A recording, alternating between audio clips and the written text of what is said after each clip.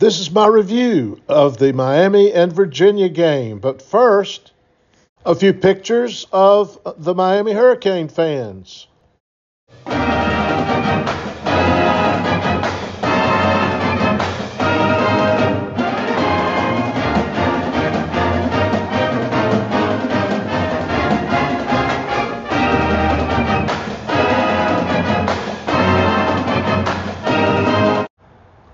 And now for my game review of Virginia and Miami.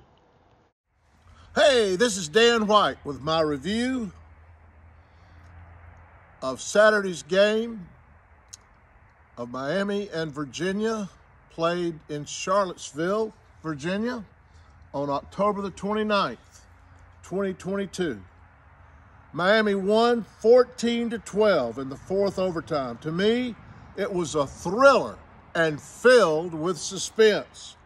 Many pundits on YouTube said that the game was a snooze fest. But I disagree, and I'll show you why later in this video. I'll also have clips from Virginia first-year coach Tom Elliott, who was offensive coordinator for Clemson the past 6 years, and from Coach Cristobal. So stick around for those. Or rather, that's Tony Elliott, not Tom Elliott, Tony Elliott. Others were critical of our offense and our offensive coordinator, Josh Gattis, very critical. But again, I disagree. I thought Gattis did a good job. Why? Why did he do a good job? Why do I think that? Stay tuned. First, I'll analyze the offensive statistics. As you all know, our star quarterback, Tyler Van Dyke, got crushed in the Duke game and had to leave the game with a shoulder injury. The backup redshirt freshman, Jake Garcia, stepped in and threw for 198 yards, 2 touchdowns, but was intercepted 3 times. Not good. Against Virginia, Garcia showed a vast improvement. He threw for 125 and 0 interceptions. And he had that memorable scramble in the fourth overtime, running for the right pylon, and got in for 2 points that won the game. Now that's pretty good. Heads up football, if you ask me. Garcia still has it. He's trying to get to the end zone. He dives, and he's got it. Miami wins in 4 overtimes. This is what a running game can do for you. It sets up the play-action pass. There were a couple times over the last few weeks. In the rushing category, the Canes had 151 yards rushing. Former Ole Miss transfer Henry Parrish led the way with 113 yards. For the season, that gives him 554 yards, and he scored 4 touchdowns. Parrish had a good game against the Cavaliers, 113 yards, and his long went for 18 yards. Something he would have gone and gotten checked, and he would have been a lot farther along and stopping it. As look at this nice little run here on first down for Miami. That's what you need. Henry Parrish, good job up front too. 18 yards of the run by Parrish.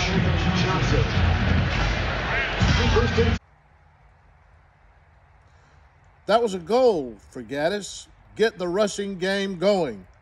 Goal accomplished.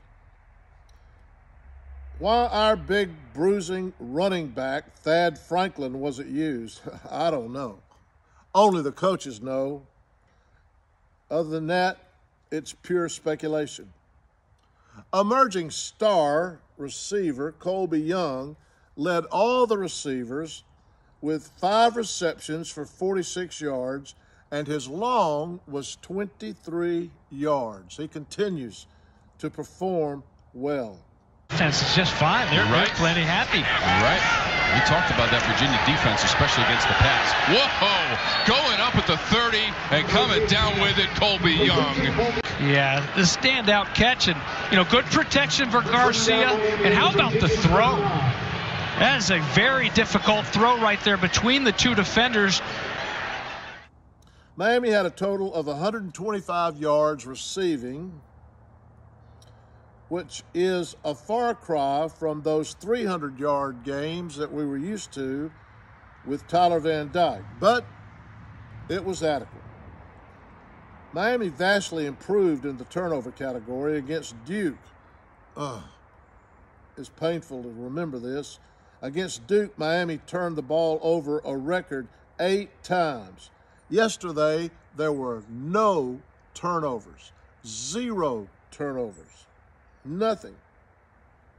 Now, Miami had a total of 125 yards receiving, which is a far cry from those 300-yard games that we enjoyed by Tyler Van Dyke. But those 125 yards was adequate. Got the job done. Miami is vastly improved in the turnover category against Duke. Pains me to say this. Miami turned the ball over a record 8 times. Yesterday, there were no turnovers. I guess that super glue that Josh Gaddis put on their hands worked. Now, Garcia did fumble once, but he recovered it. And oh my, our defense was absolutely stellar. It was wrap them up and tackle. Oh, it was wonderful. In fact, I think that the defense won the game because our offense was weak and anemic, to say the least, with only 272 total yards and only 5 for 17 on third down conversions. Virginia had only a total of 14 first downs.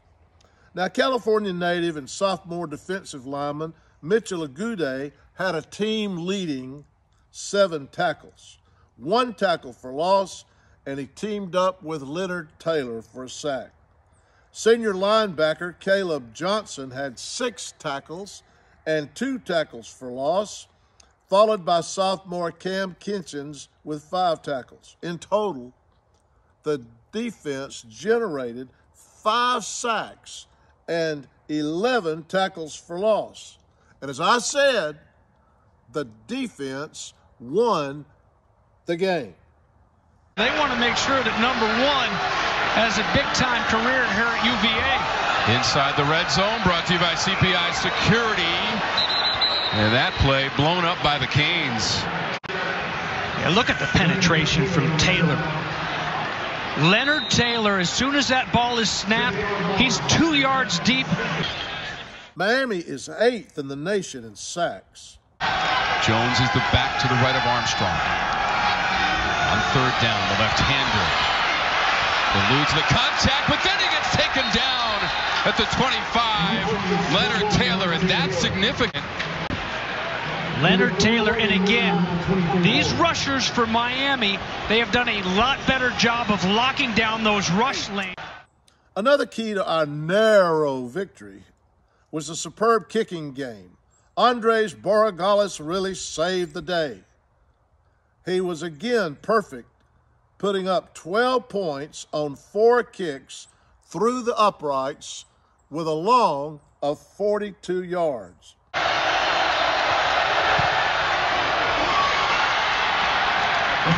Borregales is tied. Australian and rugby-style punter did his job, pinning the Cavaliers 5 times inside their 20.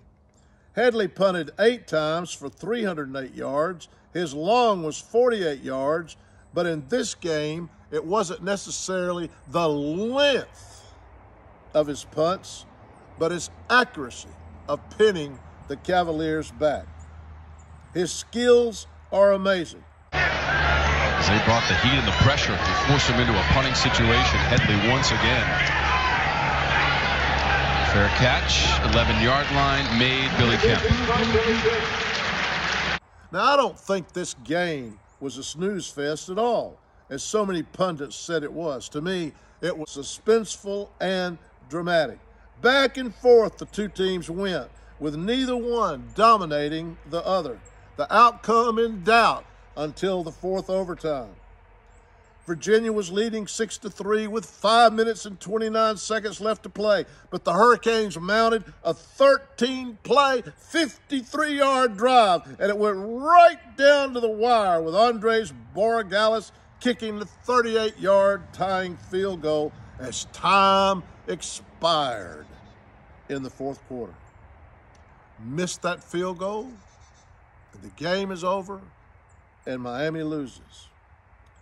In the fourth overtime, Borregales tied it again with a 37-yard field goal. I held my breath on both of those kicks.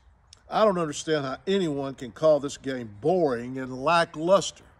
Maybe I guess I'm just different, because this Miami and Virginia game went right down to the wire. Injuries continue to plague Miami.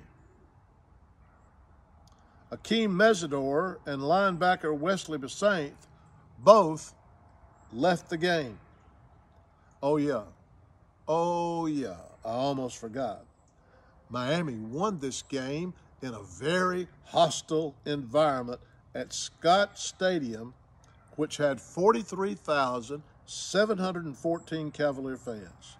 Now the stadium holds 61,500 fans, but this crowd of 43,700 was Virginia's largest crowd this season. That's not too bad for 2 3-4 teams.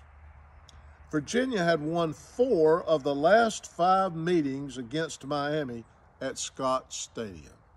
Well, that'll do it for my commentary on this review of Miami and Virginia. FSU is coming up next, 7:30 p.m. this Saturday at Hard Rock. And something that hasn't happened to the Canes in a long time, ABC will be featuring this game. Thank you for watching.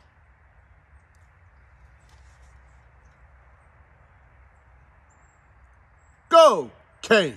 Next up are the coaches' post-game interviews. Offense left a lot of points out there today. In your opinion, was that ultimately the difference in this game, and why was the red zone such an issue today?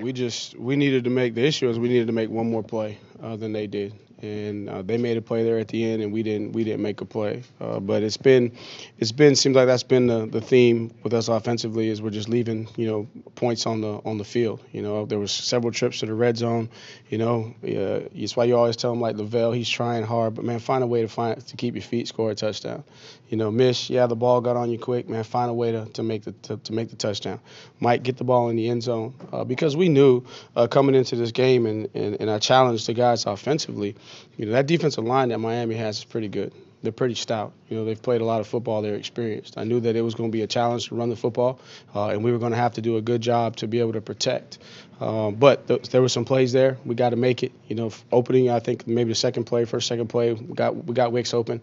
We got to make those plays. And we come back, we battle through adversity, and then now we're in a 4-quarter game, 4 overtime game, all the way down to the end. So definitely not the outcome that we wanted, and the guys are going to be sick when they watch those 4 or 5, maybe 6 plays that would have made a big difference in the game that we didn't make. How often do you guys practice the overtime scenarios and going deep in overtime with the 2-point stuff? And what did you think of how the team handled it overall? So that was a tough situation there because you don't know if you're going to go first, you don't know if you're going to go second. You're kind of seeing if you need a touchdown. We knew that our kicking situation we couldn't lose any yards, but at the same time too we don't want to end the game by putting the ball in the air. In some of those overtime situations, in some of those earlier overtime situations. And 2-point, you work on it on Mondays, you work on it on Thursdays, and then there's going to be some time on Wednesday when you work all your red zone stuff to be able to, have a plan for your overtime. And you carry probably, 6 or so, maybe 7 plays that you feel good about in the low red. So it's not just 2-point, but it's 3rd and 3 from the 3. It's 3rd and 4 from the 4. So you're going to practice those plays all throughout the course of the week. Tony, obviously there's tons of football after this play, but when Brennan overshoots Dontavian on your first offensive play, do you have a pit in your stomach thinking, oh, here we go again? Does it set a tone? No, and what I ran over to Wicks and what I told BA is, man, sometimes you just got to send a message. You know, and that was something that we challenged these guys. Miami's corners are as good as we're going to play. You know, Tyreek Stevenson is good. Ivy they're long. They're going to jam you. And we knew that the receivers were going to have to play well versus man coverage for us to have a chance to win. And so, no, not here we go. It's like, hey, that's early in the game. You're trying to get everything fine-tuned. I was just, happy to see that we won and we were inside. So it encouraged me that, okay, all right, Tay's ready to go. You know, we beat man coverage. We're ready to go. BA, you're juiced up, overthrew it. All right, move on to the next play. So no, I wasn't like, here we go. I was like, okay, we're sending a message to these guys that we're ready to play. This second game in a row where the defense has been lights out for the most part. What's been the key to that group's development? Right. I think as I've said, the influx of the guys on the D-line has just brought competition. And so competition and camaraderie. So when we go to the movie the night before, I see Chico, I see Cam Butler, I see Paul Akiri all sitting together. You know, those guys right there. And if they're sitting together and they're having fun, they're joking, and they're competing on the field, then you know you got a chance to have great chemistry. And then it flows over to the linebacker spot. And then you're seeing that the safeties, are becoming more confident, and then our corners are doing a good job of covering on the back end. So, they are found a way to stay hungry amidst the success. So they're doing a good job of handling the success. We just I got to do a better job of getting the offense and the special teams to play more complementary football. And I think if we can get that done, then what you're going to see is you're going to see a different outcome on the score and on the scoreboard. And these guys in the locker room are going to see what they're truly capable of. But in the game, we were talking about trying to get the back out, and one of those overtime plays, we were trying to wheel the back out, and they covered it. So there was definitely conversation to come back, but we were just trying to scrap and fight and see could we. And it's tough, and I know everybody's going to get on Dez, and I've been a play caller. But when you're early in the game and you call the inside zone and you're supposed to have double teams and you get split and you have a guy in your backfield tackling your back for a 3-yard loss, man, you're as a coach, you're trying to figure out, okay, what do I need to do? And then when you see that more times throughout the course of the game, then it alters the thought process. And so we're all trying to figure out how we can generate a play, and it's hard to be perfect. And at the end of the day, you get them in position, and we just got to build their confidence. And the same thing, I went over to Lavelle after he drops that touchdown, man. I picked his chin up and said, man, get your head up. All right, you drop that one, what's all about the next one? That's competitive stamina, right? And where we got to grow, just especially offensively, is, okay, we have a bad play, so what? Miami's going to make a play. You're going to have a bad play. It's about the next play, right? And I saw more of that, throughout the course of the game. Over the last 2 weeks, I've seen more of that, which encourages me, but still disappointed that, man, we had about 4 opportunities to really, really kind of separate in the game, and we didn't do it. Tony, not excessive penalties today, but how disappointing is it on your first 2-point conversion there, where you're 3 yards away from winning the game? 3 yards away from winning the game, and we got a call. We got motion because, again, you're down there on a 3-yard line. You're trying to tip zone. You're trying to tip man. You're trying to give the quarterback, a key, and we have a snap infraction. And then so now you're 3rd and 8, and so, man, 3rd and 8 from the 8, man, that's a tough call. 3rd and 3, it's at least if you have a play that breaks down, your quarterback can make you right. You know what I'm saying? He has a chance to scramble, he has a chance to go get it, but to expect your quarterback on a play that breaks down to go scramble and get 8 yards for a touchdown, it's a tough situation. You mentioned that scrambling. Brennan ran more again today. Yep. Again, what is that bringing to your offense? And was he limited at all after the ankle injury? No, he wasn't. He wasn't limited. And some of that early on was design quarterback run. So just trying to incorporate some more quarterback run into some of our base plays, knowing that we're not going to be able to sit back there versus pass rush. They were 8th in the country in sacks for a reason. And they're really, really deep, and they can get to you. They can push the pocket interior-wise. They can set the depth of the pocket, and then they're athletic enough to spin on you. So we knew that we were going to have to use the quarterback to be able to get us out of some jams, but then also let's have some design coverage because it's man coverage on the back end, right? So if we can get those guys to run out, we got a lead blocker and the running back. We have a chance to go hat for hat and make them be honest. So definitely coming in, the plan was not to run him a ton, but to let his legs be a weapon and just be a number neutralizer, right? To even the numbers count by being a guy they got to account for in the run game. And so we're talking about having a winning mindset.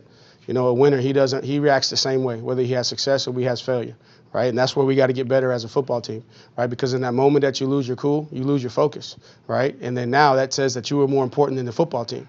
And so, I mean, I know you may have saw it. I didn't see it. Like my stomach I'm sick. My stomach is literally knotted, right? Because we didn't win the football game. But I also understand too that, you know what? I got to move on. I got to move forward. I got to react the same way. We're going to win with class. We're going to lose with class. That's how I was trained. That's how I was raised. That's what I believe in, and that's what we're going to stand for as a program. Quit shooting ourselves in the foot. We have a big play and then we have a penalty, right? We have a false start or we have a sack, and now you're trying to go 3rd and 15. Right? When you start looking at 3rd and 11 plus, you're talking about maybe a 25 to 30% conversion rate, and we actually converted some of those. So we just got to do our job consistently on base downs, right? Just do your job, throw, catch, block, run, so that we can stay ahead of the chains. And then now, when you stay ahead of the chains, you change the momentum in the game, right? So if you watch Miami early on, they weren't running the football, right? But then they changed the momentum running the football, and they stuck with it, right? So then now you have a little bit more confidence on 3rd and 1 to run the football, right? You have a little more confidence on 3rd and 2 to run the football. When you're not running the football and you're not staying ahead of the chains, right, you're putting yourself in long yardage situations more times than not. And, the 3rd and 1, and Des will tell you, they had us outnumbered, right? Could have burned a timeout there to get us out of that situation. They had us outnumbered, down here in the low red on this side for the 3rd and 1 where we had to kick the field goal. 2 questions, David. Tony, you mentioned how good Miami's corners are. The philosophy, they're not getting to be up in your face as much. We play more of a soft zone, soft man kind of technique, which allows for the easy access throws, but it puts us in position not to give up the big play. So I got to get the guys on offense to have fun. And the fun is in playing, right? The fun is in playing. The fun is in the opportunity. The fun's not in statistics. The fun is in just the opportunity to get out there and play. We got to have the right mindset every time we step on the field, and I got to do a better job as the head coach with that on offense and on special teams.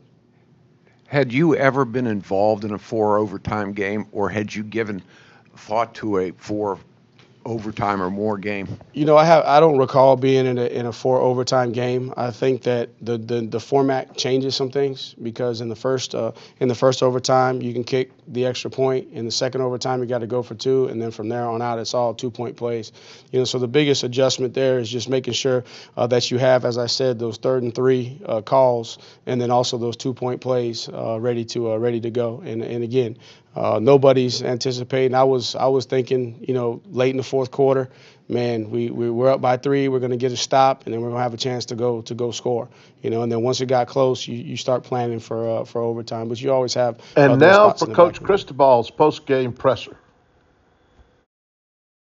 Again, thank you for hanging in there. Obviously, can't say enough about the resiliency of the team, which was something that we felt certainly needed to take a huge upgrade. And with some of the recent things, in some of our games. So just really proud of our guys for effort, for toughness, for playing hard the whole way through. The defense, minus some 3rd downs, where the quarterback got out, played about as good of a game as you can play. Really just phenomenal stuff down in the red zones, particularly the tight red zone and the 4th down stop. And then, of course, again, in overtime. And then offensively, I thought the best part was at the sideline, no matter what happened, they just continue to get together, continue to support each other and lift each other and push each other, knowing that we're in one of those games. And you might have to win it 3-0, you might have to win it in 4 overtimes. And it played out that way. So proud of our guys, something positive to build on, and getting right back to work tomorrow. Mario, you've talked about sometimes anxiety kind of creeping in. Today, you guys had 3 stops inside the 5.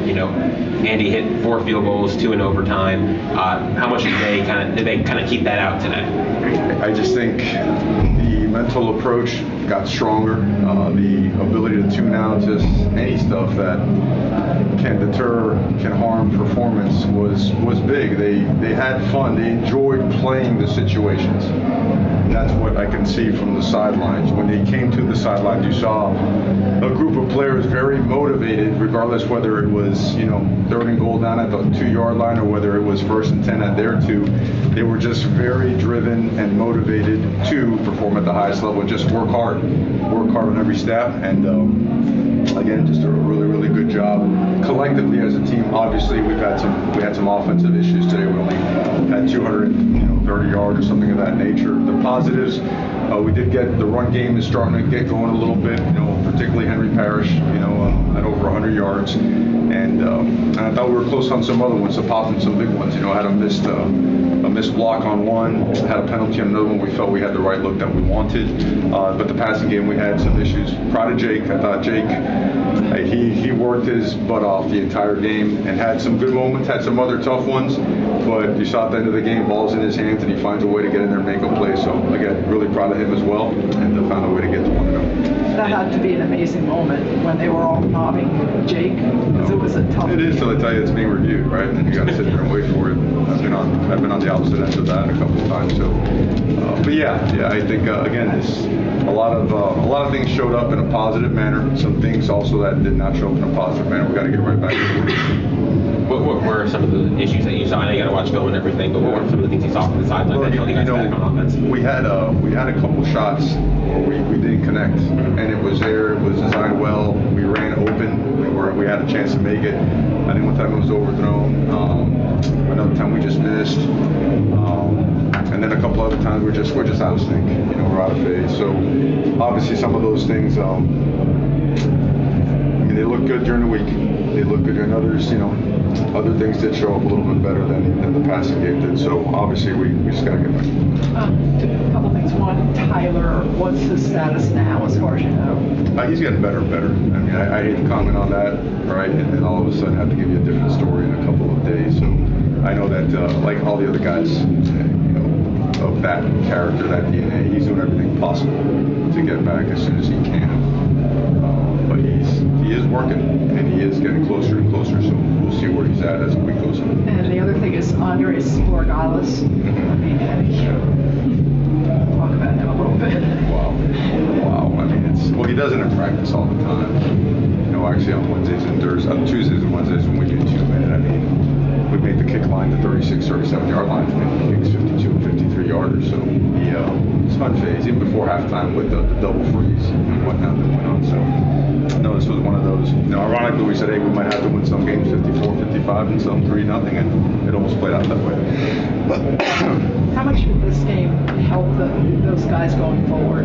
Is this kind of, in a way, a turning point? I know it wasn't the prettiest game, but, could this... I think every team needs something like this. No one enjoys the anxiety that takes over, right? When you go through a tight game like that. But quite honestly, I think our guys enjoyed it. I know our coaches really enjoyed the competitive nature of this particular game, and I think every team could really benefit and learn a lot from a game like this on either side, on both sides, because you're so close. You're a tip ball away, right? You're a missed block away. You're a penalty away, and it increases everybody's awareness of the value of each and every snap. Every single snap is like gold, and you can't waste any of them, especially in conference play, especially in conference divisional play. So, really important.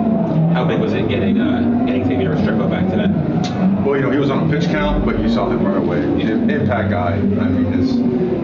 We've missed that guy now. Let's call him what it is. That guy really generates enthusiasm, momentum, energy, leadership, and of course performance. That guy, he's a special one. So to have him back and everything, all systems going forward from here. So really happy to have him back. And we talked about the offense, but the defense obviously played out of their mind today. 5 sacks, 11 tackles for loss. I think Leonard Miller had 1.5 sacks off the top of my head. Especially in the pass rush, what did they do so well for that? Well, we continue to do really well at that and get the quarterback on the ground and create pressure, which makes it life a lot easier for our secondary. But we did allow the quarterback to get out, a few times, and that continues to hurt us. So it's I feel like without being critical, I need to give them more motivation because they continue to work themselves into being an unbelievable unit. And I think today, as opposed to maybe a couple weeks ago, as opposed to maybe week 3 of the season, we were able to put 4 quarters of really good defense together, and that's especially at halftime when they came out with their adjustments, hit us on a big play, and still find a way to get a stop, and they get down there again and still find a way, and then the successive stops in overtime. Just that defense really, talk about stepping up, and you saw the amount of guys that played that got reps today with the guys that were down. So great job. A couple more questions for Coach Chris. Coach, in my estimation, blocking and tackling has bedeviled the program for a while now. You struggle with it. How long are you along that continuum to repairing that? And how do you change that culture? It's a cultural shift that has to happen to block and tackle. How do you do that? Well, I thought today tackling certainly improved a bunch. When you have a defensive performance like that, it's hard to say that it didn't, right? And tackling has showed up a bunch statistically. Defensively, we've taken a tremendous step. Offensively, we've had moments and then we've had regression. We've kind of gone back and forth. I don't think it's a matter of effort, but certainly execution and detail at the level that we're trying to get it sometimes requires some more time. So I don't think you put timelines on that. You don't put the added pressure or anxiety of it. You've got to get this by this time. We always approach it as you got to be the best you can right now at this moment. Be where your feet are. Don't worry about tomorrow. Don't worry about what happened in the past. What can we do to improve this part right now? And I think that's the first thing that came out of their mouth in the locker room. It's like, whoa, let's build upon this. We can be better. We can really, take another step as a football program. So, and that's why we're all here. That's why we're all here. So again, I'm really, really proud of this football team for the way they came out there and fought and battled and found the win. Adam, you need one more, last one. Do you have any updates on Akeem, James, and Wesley? Yeah, I think James will be fine. It was game time decision or last second decision. Yeah, I think I saw him warming up. Akeem was a little bit dinged up and went a little bit. Just felt it was he's not where he needs to be. I know at this stage in the season you got to play when you're hurt and whatnot. And he's a tough guy, and he pushed through as much as he could, and it was time. And who was the other one? I'm sorry. Wesley the same. Yeah, Wesley, they're checking on him. He seems to be fine. He seems to be fine. Thanks so much for watching, and go Canes.